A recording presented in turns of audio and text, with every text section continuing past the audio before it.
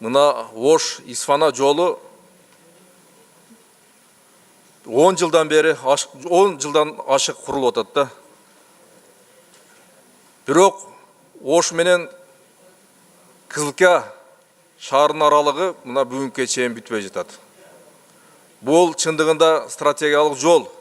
Бул жол аркылуу Ош областынан Баткен областына Тажикстанга жүрө турган каттам жол да.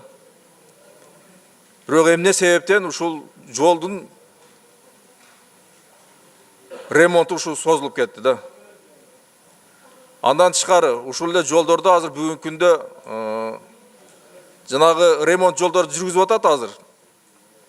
Ушулардын сапаты да начар болуп атат да. Себеби дегенде мында жаанга туш келип азыр казып коюп, же акчалары жокпу, бүгүнкү күнгө чейин жасабай жатат да.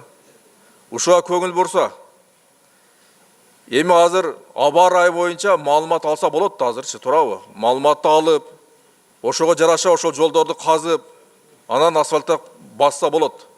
Мына жаан жаап атат, асфальтты жамашып атат, жаан жаап кайра эле чыгып кетип баратат. Бул сапаты жоголуп атат да бунучу.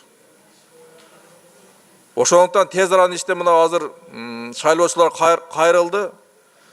Мына Ноокаттан Кызылкага чейинки жол аябай начар болуп кетти депчи. Ушул жака бир тезирээк көңүл буруп, ушул жолдорду ремонттоо беришиңерди айтып кетким келет да.